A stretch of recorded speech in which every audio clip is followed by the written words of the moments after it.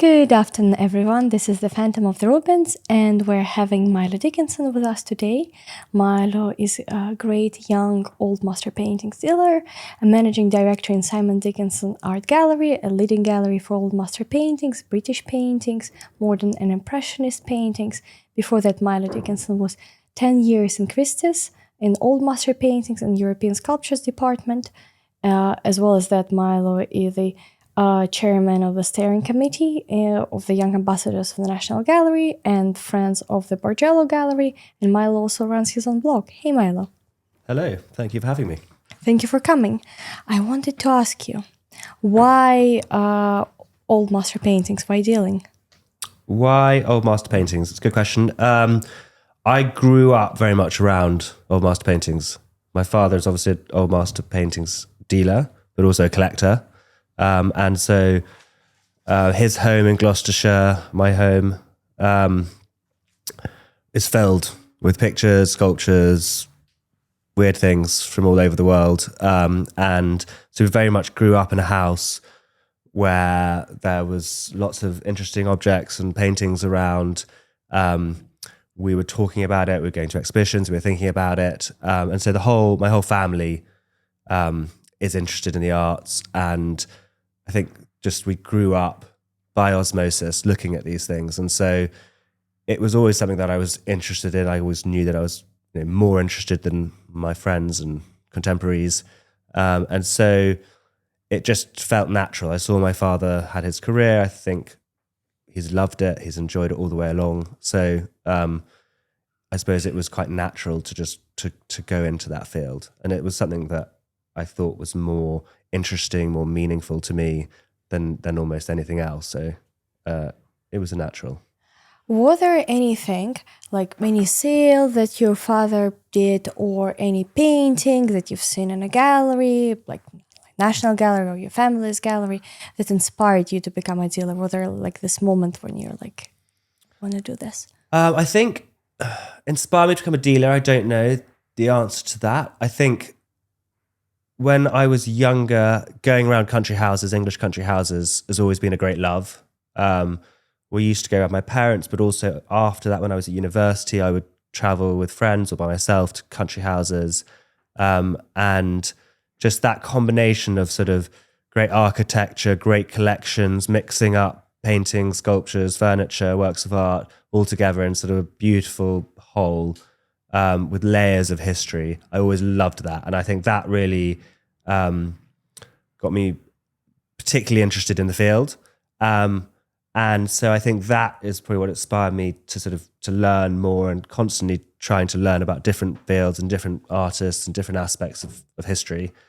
In terms of sort of a deal or a sale, I mean, I don't think there was anything, a sort of gotcha moment which got me excited. I always, one of my father's most famous discoveries when he started the gallery was finding this Botticelli painting in a house in Scotland, which had been sort of ignored for over a century and sort of written off by lots of scholars. And he proved that it was by Botticelli and actually is now considered one of Botticelli's great works. And it was eventually sold to the National Gallery of Scotland. And I remember when I was a teenager, maybe a young teenager, being in Edinburgh, going to the National Gallery of Scotland with my family, and there was a tour guide there talking about the picture to a whole group of people, saying, this is one of the great rediscoveries. And I remember just sort of afterwards, and I didn't sort of know about this painting at that time, and then I remember sort of my father being like, that was me. That was me, he found it. So that was quite an exciting moment. But I think generally it's just been learning about art and enjoying the fact that the more you learn, the more you know. Of course, that's, by the way, a great painting in a National Gallery of Scotland. I just wanted to ask you, is there any discovery that you made, Milo, something that you have discovered yourself and also sold to the museum or anything? Well, like that? We're working on a discovery at the moment I'm very excited about, but I haven't finished it yet. So I can't talk about that yet, but hopefully it will one day be an institution, which is a sculpture. I do remember one of my first discoveries when I was at Christie's in sculpture was a bronze by Antonio Suzzini that had been bought by a South African family in a junk sale for the equivalent of £4, along with some plant pots and a sort of coat hangers. They bought it in a job lot, and I remember getting sent the photo of that and just realizing instantly from the quality of the work that it was something very special, and had all the hallmarks for work by Suzzini. And that was a very exciting moment, particularly when you're quite young and new to the field, to sort of realize that you know exactly what it is, and you can add that value and you can bring that story back to the object. So that was definitely an exciting moment. Of course, that's, I guess, the pinnacle of the career of every old master paintings or sculpture classics dealer, as well as the auction house specialist. I wanted to ask you, how does it feel to manage and run the gallery, especially coming after Christie's? How is it feeling? It's a fascinating move, going from being an auction house specialist to running a sort of private gallery, because a lot of it is very similar in that you're dealing with similar objects and dealing with similar clients, and you are just researching art in the same way, and offering it for sale to clients. But it's a totally different side of the market, and so you do have to have different skills. You have to have a different approach. It's a much riskier approach, because everything, obviously, you're using your own money to put things behind, rather than working for a sort of big institution like Christie's, where I was. And also everything is on your own back. So everything you're doing has to be your idea. You have to come up with something. You have to present it in your own way. So it sort of exercises different skills and different qualities. And I think that it's, you have to look at art in a totally different way when you're an art dealer to when you're an auction house specialist. So it takes time to adjust and to learn new skills and to learn off different people. I'm constantly, I love talking to other great dealers and working with them and learning off them. So I think, to answer your question, it's very different. What it takes to run a gallery, I don't know. I think it just takes a lot of effort and a love for art and like working with interesting people. We'll see. How does the usual day of the gallery director look like? I think the joy of it is that there's not a typical day. So every day something can turn up out of the blue. You can spot something in auction and need to travel to Paris to go and see it. Someone brings in a painting and need to research it. A great client walks in and you're talking to them about their collection or something that they're buying, or we have a painting in the gallery and we discover something new about it. So I think that every day is different. Obviously, if you're in the gallery, most of our time is either spent researching works of art that we have or talking to collectors to try and get them interested in the works of art. And then occasionally we'll have an art fair. We'll be traveling abroad to exhibit at an art fair, or we'll be traveling to see clients. But I think the interesting part of it is that you can walk in on a Monday and think, oh, what am I trying to do today?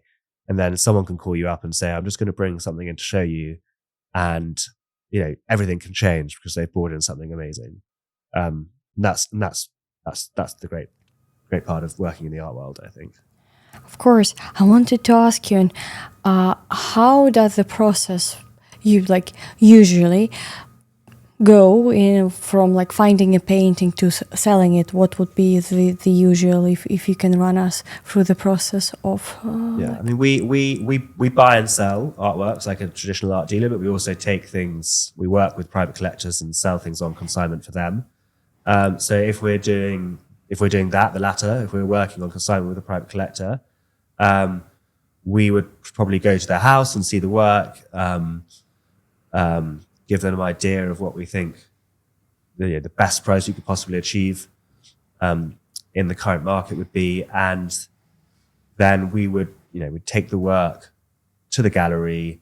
If it needed cleaning or reframing, we would advise on that, and then we would do all the research. So we would check all the publication history, see what art historians have written about it, work out the full provenance, maybe get some sort of, the modern scholars come in to see it, and then, write up a fact sheet, a note about it, and then present it, in whatever way we choose with the client, to show either to institutions or to other private collectors, to get buyers. And sometimes we take things at art fairs to show publicly, but most of the stuff we show privately, on an individual basis, sort of case by case basis, to people we think will be interested in that particular piece. And so if then we have one client interested or two clients interested, then obviously, to complete a sale, obviously you have the negotiation, you organize the terms, everything gets sort of organized with all the parties at the same time, and then hopefully you achieve a sale. Great. I wanted to ask you, and how does it work for you, like the competition with auction houses? Because as we know, the auction houses nowadays are quite out there on a market. And how would it work for a managing director of a gallery and a gallery owner to sort of work with clients and to compete with auction houses? Yeah, I mean, I think auction houses and dealers have always been friends and rivals, is what I'd say. Lots of dealers came from auction houses like myself. And particularly our gallery, because we work with private collectors, a bit like auction houses. We are offering collectors a choice. Basically, you can work with an auction house, Christie's or Sotheby's, or you can work with us to work in a different way. So there is obviously some rivalry there, but also we have lots of friends at the auction houses, and we work with them often in lots of different ways as well. So I think that there is a sort of friendly rivalry, is what I would say. And I think I think especially in the current world and market, you have to work with the auction houses, and they have to work with dealers. And I think everyone knows that. So it's all about having good relationships, trusting relationships, with each other. And I think that very much has been a shift from generation to generation. I think that I remember when I was at Christie's talking to Jussi Pukalainen, who was the president of Christie's at the time, and obviously the chief auctioneer, and he had a lot of experience in the impressionist market, but also across all the art market. And he was sort of saying that it was a great mistake for the previous generation of old master dealers and auction house experts that they all were slightly working against each other. They were all criticizing each other's artworks, putting collectors off buying from each other, being in the ear of different collectors saying, don't buy from them, don't do this, they've overpriced this and lots of stuff. And he said it was a massive error on that generation's part. And I think the current generation of auction house experts and old master dealers, I think, have realized that, and realized that you don't need to be at each other's throats. And it doesn't benefit anyone to be at each other's throats. Obviously, if someone asks you for an honest view, you give an honest view on things, but you don't need to go out of your way to sabotage the rest of the market because there's all this rivalry. I think, we're all working to promote old masters, and Of course, we're all working to show people this field. So I think hopefully there will be a more collaborative approach. that's a great answer. I also do like the collaborative approach. But I still wanted to ask you, why do you think a collector needs to come to a gallery or to a dealership rather, because often a lot of collectors say, okay, I'll go to and participate in auction because it's sort of, you can find everything online. It's very like open market. And why do you still think they need to come to a dealer, to a gallery? What will be the perks I think of there's doing that? different reasons, and I think it depends on what the collector wants. And I also think it depends on what the collector has. So, I mean, the benefit of an auction is, as you say, it's very public. Everyone in the world can, in theory, see it and bid. And also, there's a time deadline, so that if you need money quickly, you know that it's going to be sold on this day, and that hopefully, if it's sold, you'll get paid 35 days later. So you kind of have some certainty there when the money's going to arrive, which obviously is harder when we're doing it because we can't provide that certainty. But at the same point, there's quite a few risks involved with the auction, is that, you know, the auction houses are putting on, you know, they need two bidders to create a good price. So they put on a lower estimate generally, and to encourage multiple bidders. But as we know, you know, it's an inherently risky business, the auction market. If someone doesn't, you know, there's a small number of collectors buying at the top end. And if one of them doesn't get out of bed that day, or hasn't had the chance to see it, or has got problems elsewhere, or, you know, is worried about something in their financial markets or something, you know, the work can either sell on one bid or not sell at all. And then you've got this very public failure. And so that's a risk that, you know, you don't have if you use someone like us, where we're very discreetly offering it to clients generally at a higher level. And so that, you know, it depends on what you want, I think. And I think the benefit of coming to a gallery is that you can manage the process. You obviously don't have to work with a big bureaucracy like you do at the auction houses. You can work with us personally, and you can get a much more sort of personalized approach and probably a more targeted approach. I mean, the auction houses just throw it out there, and we're working with, you know, known collectors and institutions and targeting them very specifically, because we think that they might want to own this piece. And so it's just a different approach. And I think that, I think that it's worked. You know, we've had great results over the years, at the same time as the auction houses, having good results. So I think, you know, it's all dependent on what a collector wants, I think. My favorite money question: how much does one need to become a client of the Dickinson Gallery? Good question. I think that there's no lower limit to that. I mean, Dickinson has clients who, you know, we've sold works for £1,000 or £500 over the years. Recently we have as well. I think that we don't choose artworks based on the price or the value of it. We choose them because we think they're interesting. We like them. We think other people will be interested to be involved in them. Obviously, it's better commercially for us to sell a painting at 20 million than it is at 2,000. And so we do focus more on the higher value things. But at the same time, we do offer things at different price points, because we think that some things are fabulous and yet their market isn't bursting with energy. And so, you know, you can get good deals there. You know, we're in the winter, so just before Christmas, we're having an exhibition of drawings by Sir Francis Grant, who was Queen Victoria's favorite artist, and these amazing sort of pen and ink drawings of sort of his friends and sort of royalty and different people in different settings, very personal drawings of his family as well, his children, his wife, beautiful drawings. And, you know, some of these works will be available from, you know, £150 upwards. So I think that it makes it accessible to anyone. Obviously, lots of the other works will be 200,000 or 1.5 million or 10 million that we sell in the gallery. So it depends.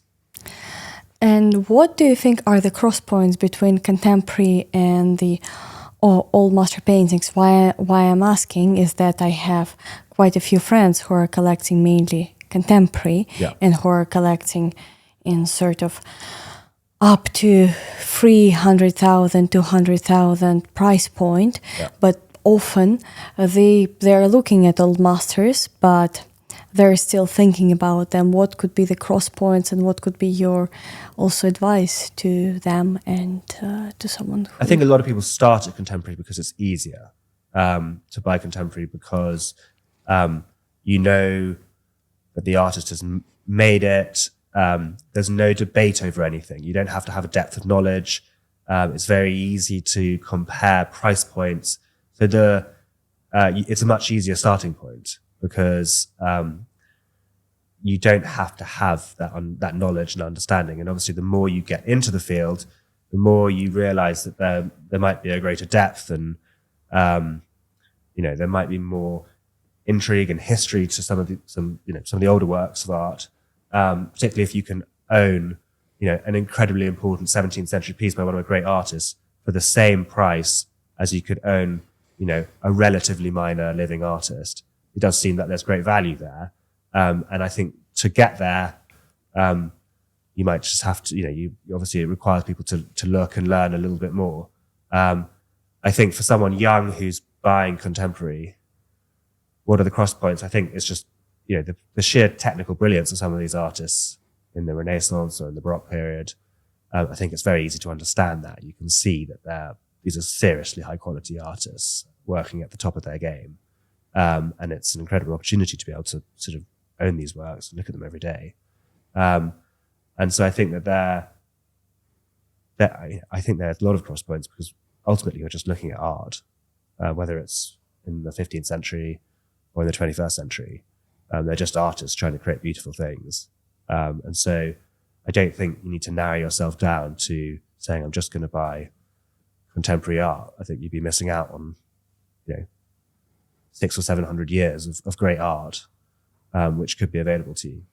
I've heard from a lot of contemporary collectors that one of their main issues with old master paintings could be the authenticity of the painting, and this story with provenance, and also knowing quite a bit of the art history in order to purchase a certain old master painting, which is sometimes, when especially a person is working in a different field, seems a bit more complicated. How do you think one can tackle that? Like, for example, if a person is not an art historian or has a very packed life. I think at the beginning it's worth taking advice. When you start just from a gallery like myself, or an art advisor, or someone in the auction house, just to have someone who knows giving you that advice when you start. It's quite easy to pick up. And so I think that as soon as you've talked to someone and had a bit of advice, I think it's quite easy to work out, what to avoid and what not to avoid. And I think, like anything, when you go into it at the beginning, it seems like this is complicated. How do I understand it? As soon as you're looking for a while and talking to people, which is interesting, because you're talking to interesting people, you pick it up quite quickly. So I think at the beginning, you should take some advice. Someone can keep you from making a mistake, and then from then on, I think you'll personally pick it up very easily, and you'll understand that it's not that complicated. It's more, everyone can learn it themselves what to avoid, and I think that the great interest in the journey of that is that you're constantly learning. If you're looking at these things, you're getting involved in old master paintings, for example. There's so much you can learn, and the more you learn, the more enjoyable it is. So it's sort of a never-ending journey. And if you would name 3 main points, or 5 main points why one should start collect old master paintings today, what would those be? I think that the quality of old master paintings is sort of almost unsurpassed, I would say. These were artists who were training at a very high standard from a very young age. And so, they were working in this system where they were training under great artists, before they were even teenagers generally, and they were learning their craft, day to day.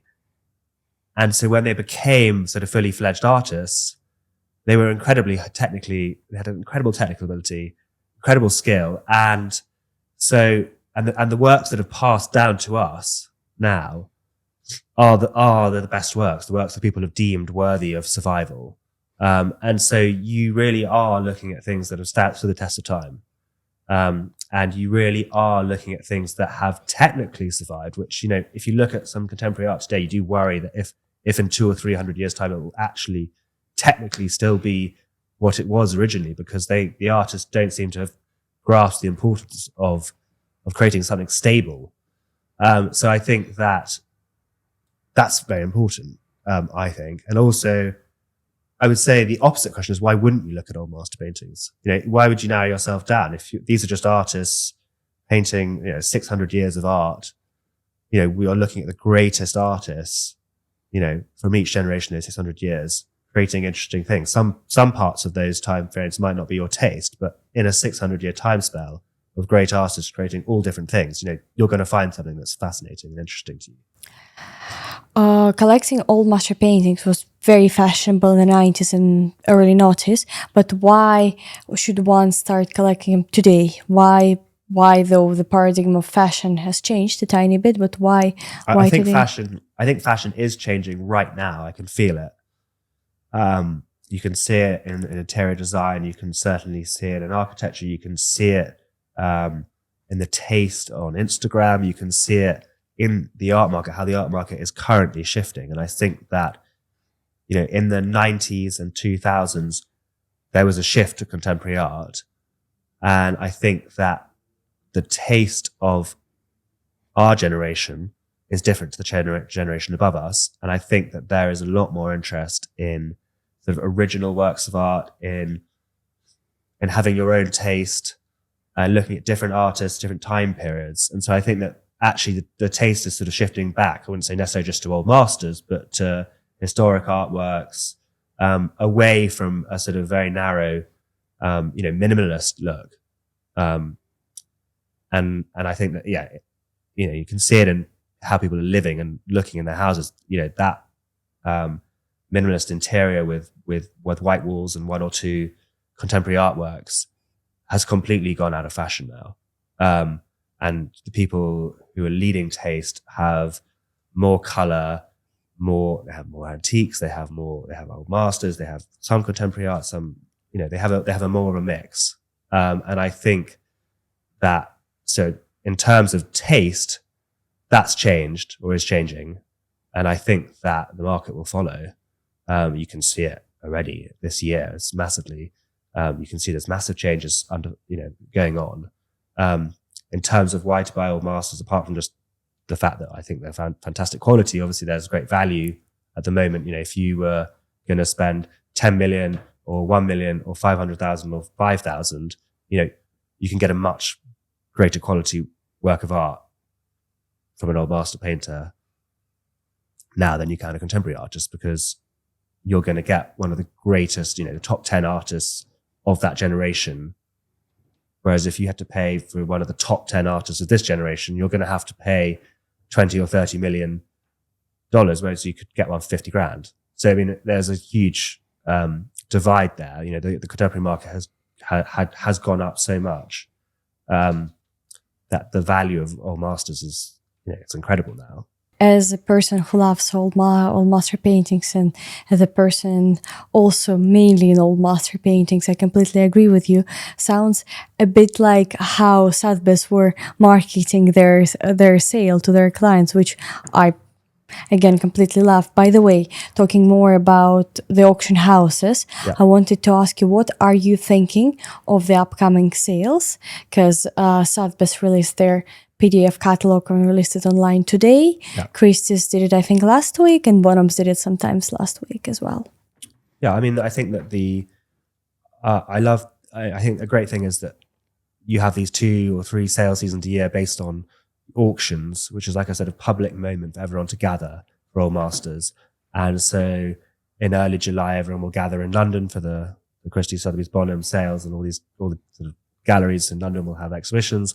I think there's quite a strong, having looked at the sales, I think there's quite a strong showing this year. I'm excited to see lots of the pictures. I think that the best looking picture I've seen so far is the Great Canaletto at Christie's, with the Vision Toro in Venice, which was owned by our first Prime Minister, Robert Walpole. It's not a picture I'd seen before. And it's a beautiful sort of 1730s picture when Canaletto was really at his peak.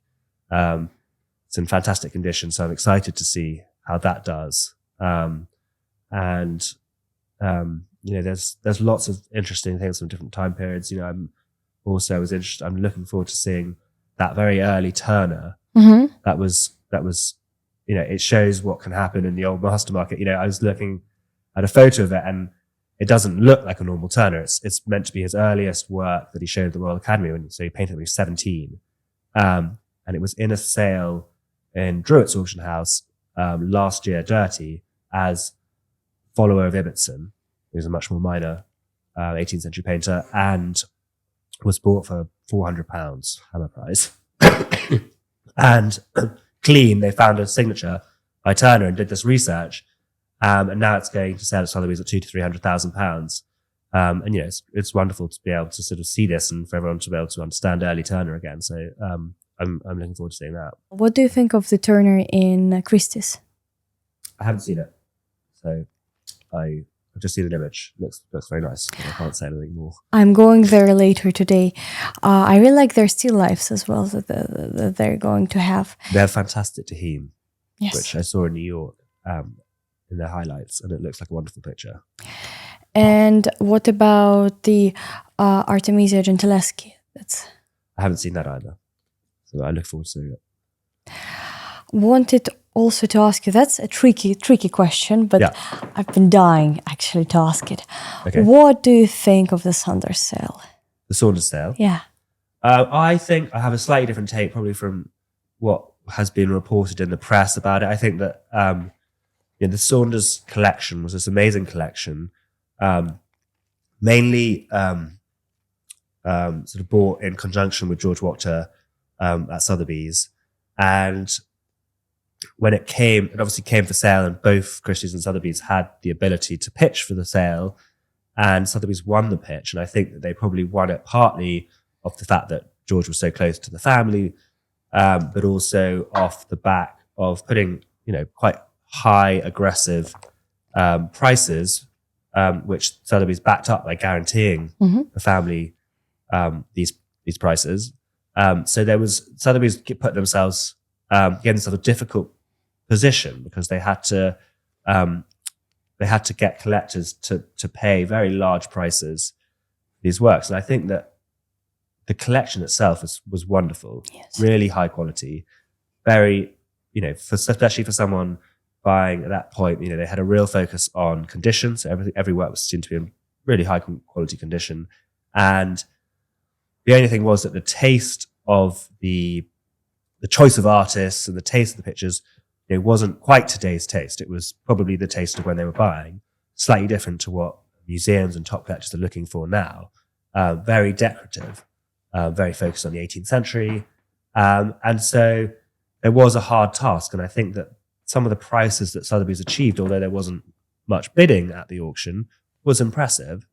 But obviously there wasn't enough clients to generate lots of bidding. And I think that they found that difficult. But I think that it might not have been a financial success for Sotheby's and might not have looked very encouraging to be in the auction and not see lots of competitive bidding.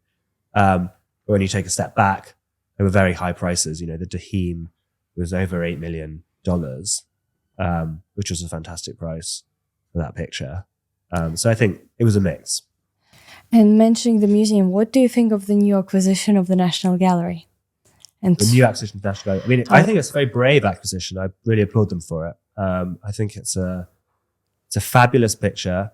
It's a picture that lots of people in the art world have tried to understand and work out who painted it and where it was painted. And everyone has a different opinion on it. And so, it's, they paid £16 million for a painting by an unknown artist, which I think is a statement. I already talked to some collectors who are like, whoa, that's such an enormous amount of money for an unknown artist. And I don't think many people would do that. But fundamentally, one day we will probably work out who painted that picture. Someone may uncover a document, and there are lots of different historians who've had different ideas. And I think that it doesn't really matter because it's just a wonderful picture. And in 50 years' time, it will still be a wonderful picture and people will understand that, the National Gallery. And I do think that we'll find out who painted it. But I also think it's interesting because, I was talking to a curator at the National Gallery about it, and they said, we almost never had so much interest in a new acquisition, because we don't know who painted it. Everyone wants to talk about it because they think it's so unusual. So she said, we never had so much interest in people coming to look at it, and sort of giving their view on it. But I think it's a great picture, and I think they were very brave to buy it. I think they're discussing 3 artists who could potentially have painted it. But do you think they'll make a new sort of discovery quite soon? Because it looks to me that they might, like in upcoming months. I would be, I hope they do. I would be surprised, having spoken to some of the sort of leading scholars in that area, who all have different opinions. I know that, some of them think that it might be by Gossart, young Gossart, Yes. But others totally disagree. So it'll be interesting. Maybe the sort of publicity, the fact that it's on public view, will sort of accelerate that attempt. And so we might hopefully they will. I wanted to ask you, what are you thinking coming back to the sales that are going to happen quite soon? Which artworks are you thinking going to make the most? And I want a prediction from you. A prediction. Or taking out our magic ball. Oh, if you asked me in 2 weeks' time, I think I'd be able to give you a better prediction because I haven't really spent much time looking at the works yet. So I'm not sure I'm able to give you much prediction because I haven't seen any of the Sotheby's works, and I haven't seen many of the Christie's works. I think the Canaletto is a fabulous picture, and so it should attract some of the great buyers, and I think it should attract people who aren't normally looking at old masters. So I hope it sells around £20 million, but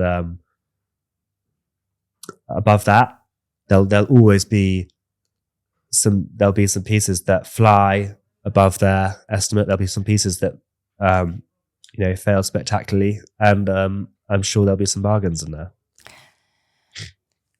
Yes, I do think so as well. Let's come back to the gallery. Yeah. I wanted to ask you a few tricky questions. Okay. I've been bring it on. Yes, warming my hands. I wanted to ask you, how does sort of the business structure of the gallery would usually work? What is the normal cycle for the painting, and what are the running costs? In terms of the business structure, what do you mean? Like, for example, how long would it normally take to sell one painting? Usually, what are sort of the cycles you're usually going through, from receiving a painting either on consignment or just buying it out from the auction house or a collector, and then how long usually it's taking? I think that's an impossible question to answer because sometimes we sell a painting unbelievably quickly, and sometimes we sell a painting it takes a year or 2 years. And so I think that there's always a story, and I think that there's a great story my father told me when a collector called him up and said, "I've got something interesting I want to show you." He lived in Yorkshire. He brought it down on the train, and it was this wonderful Constable sketch. And he said, "I wonder if you could find a buyer for it potentially." And my father knew a collector of who might be interested in this picture, so I think he called them and just said, "Oh, I've got this Constable," and they said, "Well, actually, I'm right close to your gallery right now." And so came into the gallery, saw it, bought it, and my father called up the owner of the picture and said, I've sold it. And he'd only just got on the train back home from London. So it was sort of probably 35, 40 minutes after he dropped it off. And he was like, that was quick. And, we had that recently with a great, Velasquez we had where we sold it, almost instantly. And then sometimes inexplicably it takes time to sell something. And I think that obviously when you're dealing with something, a very important artwork, there are only a certain number of museums and collectors who have the ability and interest to buy it. And so it often depends on when you can get their attention, when they're around, when they have the focus. And so, you have to be patient sometimes. And if we talk about the percentage, for example, how many sales and rough percentage you do through the gallery privately, and how many you would do at the art fairs such as like TEFA, Frieze? The majority in the gallery, I would say. That is our particular model, that we are very focused on selling individual artworks privately behind the scenes. Lots of other galleries are set up just to buy works and show them at art fairs. And we just have a different model. So the majority of our sales are behind the scenes in the gallery. What are the main running costs of the gallery? We have a gallery in Jermyn Street in central London. So obviously that is probably the main cost, plus,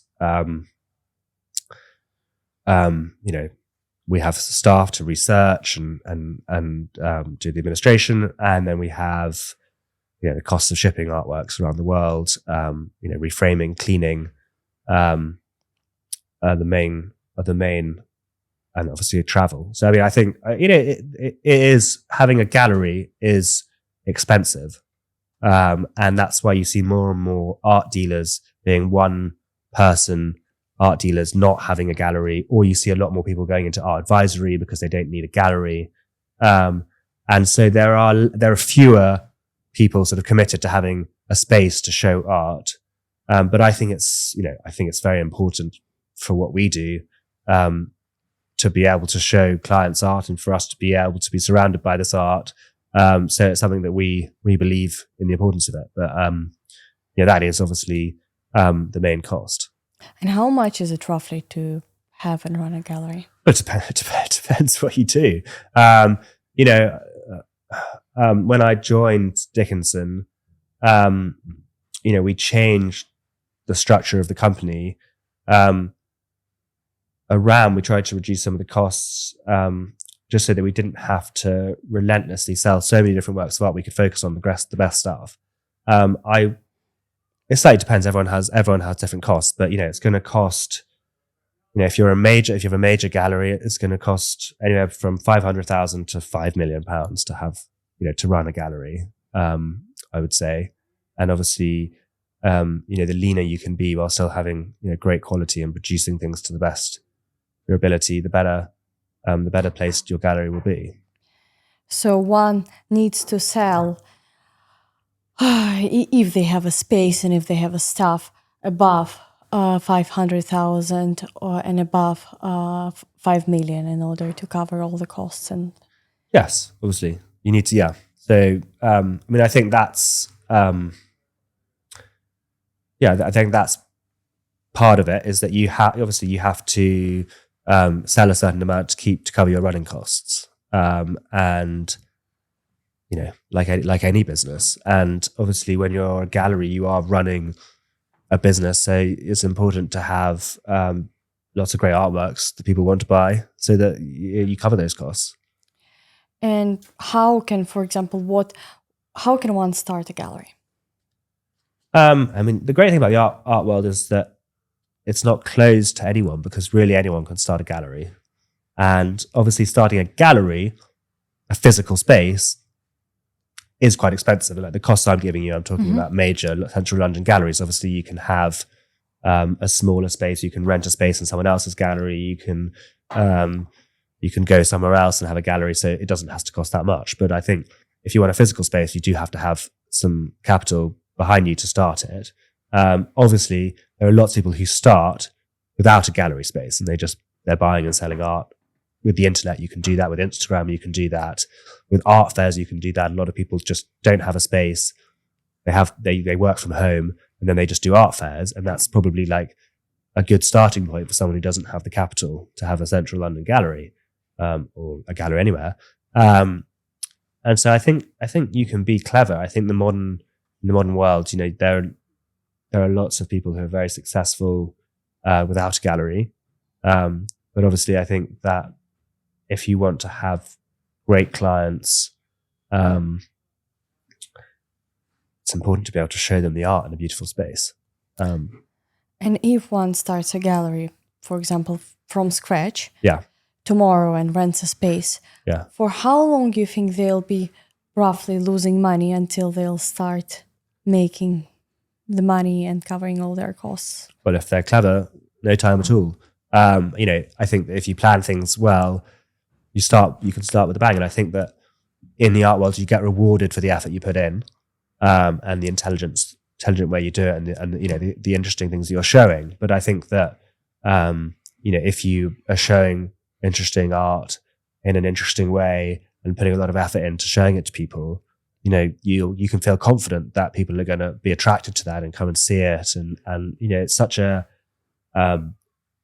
people's business. People love to speak to people who have knowledge and interest as well. They're attracted to that. So I think that the people, the gallerists out there who are making that effort and really trying new things and trying to show things, they get the best results.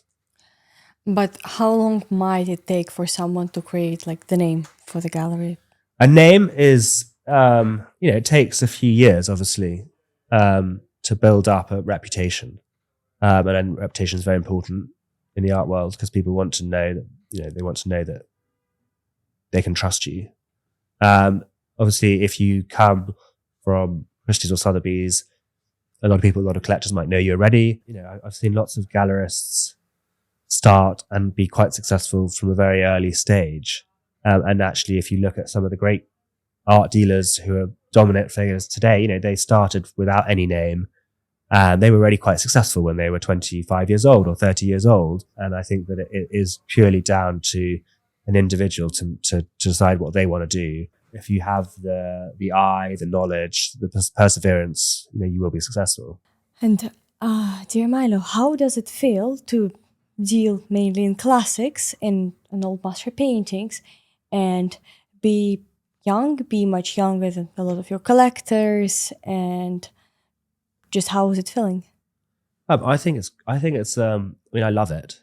And I think that we're not much younger than all the collectors. We have some quite young collectors. We have collectors who are my age, and hopefully there'll be more coming. Yes. And I think that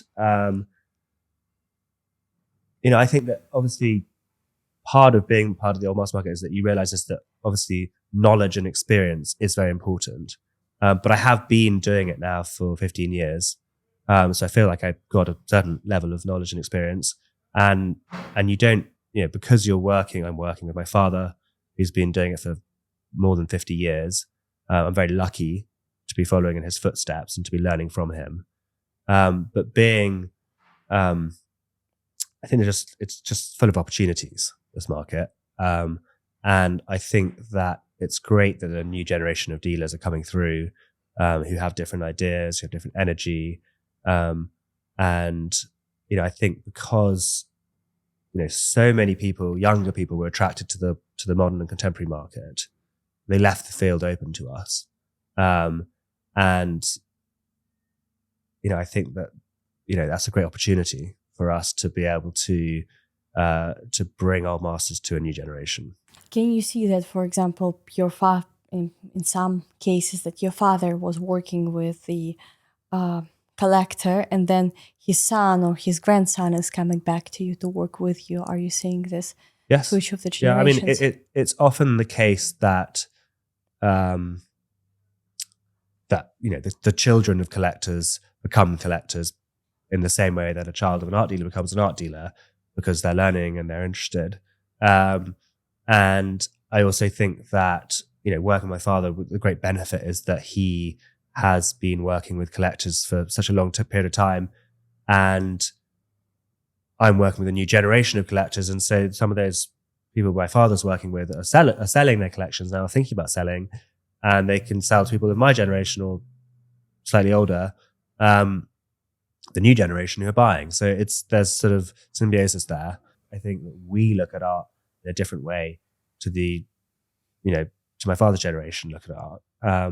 And so you have to explain it in a different way on social media, particularly. People are really get really interested and engrossed by old masters in particular, about the great history and stories that are behind them. I do believe that also, and agreeing to that social media is a big thing now, or Of course, because nowadays. people spend all their time on their Yes. phones, so you have a window into their eyes and their head at all times. So you can show and also it's Instagram in particular, because it's so image driven. You can teach them so much, and you can teach such a wide number of people. You can reach such a wide number of people in such straight away. You don't have anyone mediating in between you. You can directly get to them.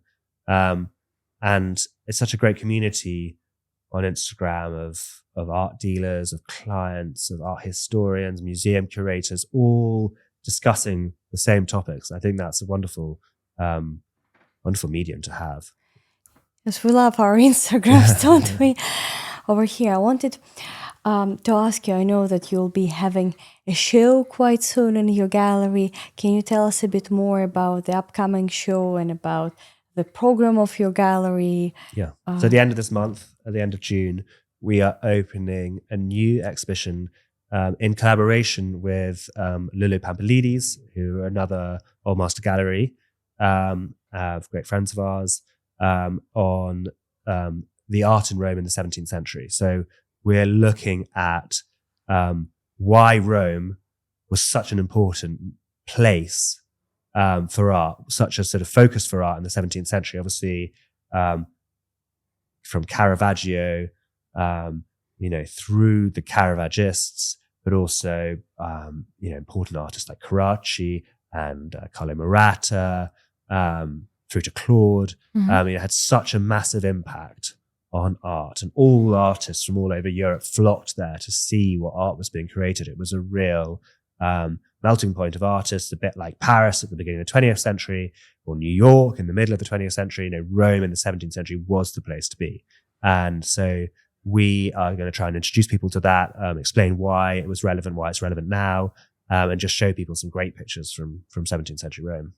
But your exhibition, so it's going to be showing both mannerism and Caravaggio. It's going to be showing sort of Roman classicism. So it's going to be showing Carracci. It's going to be showing Maratta. It's going to be showing these classicists, but also it's going to be showing Caravaggios works as well. So you will see both sides. And there was a debate, a divide, a competition. There were two different tastes, and obviously they interlinked, and different artists were doing different things. But you'll see that there was a very different idea of how art should be, and so the exhibition is exploring both of that sides. But do you personally have a favorite side? Do I personally have a side? I probably, unexpectedly, I probably would go with the Caravaggio side, just because it was such an explosion. And, the man himself is such an interesting artist, such an interesting personality, has such a big impact that you can't fail but to be sort of spellbound by his paintings. Okay, we're in two different camps. I prefer the Carracci and their other side, but many people, many opinions. Yeah. Thank you, Milo, so much for being with us here today. It was my pleasure.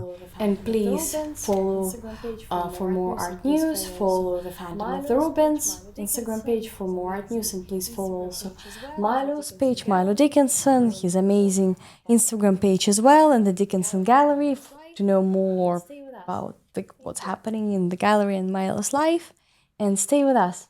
Thank you. Thank you.